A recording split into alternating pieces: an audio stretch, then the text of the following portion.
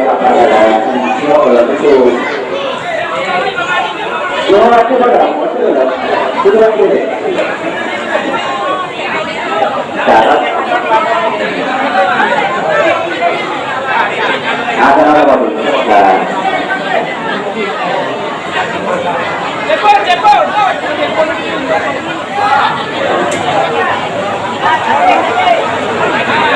aku pak itu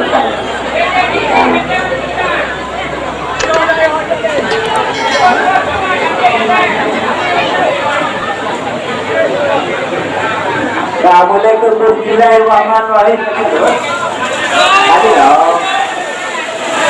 ada tuh kalau begini yang bisa di kamera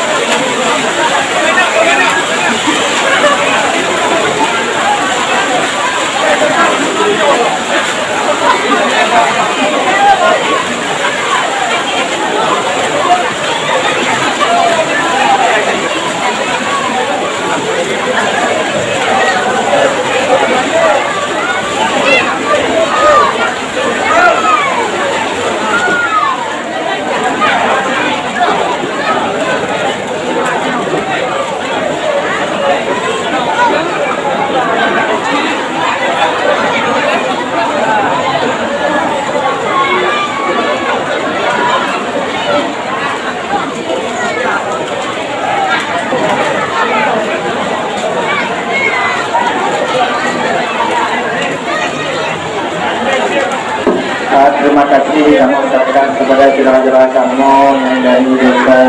kita ibu semoga tu yang tadi saya bacakan gunung diterima oleh Allah Subhanahu wa Ta'ala. Kemudian kamu akhirnya mungkin dalam penyambutan pelayanan kamu pada ini mohon kekurangan yaitu kekurangan kamu mewakili segenap kampung ibu menerima kepada saudara-saudara kamu dan penting.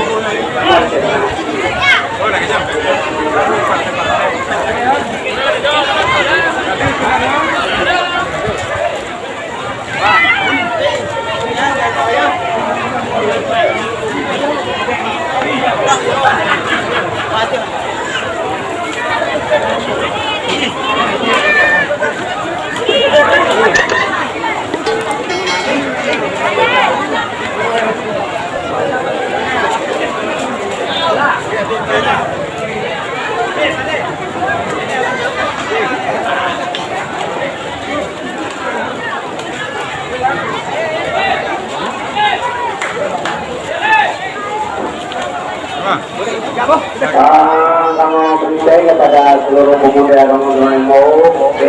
yang boleh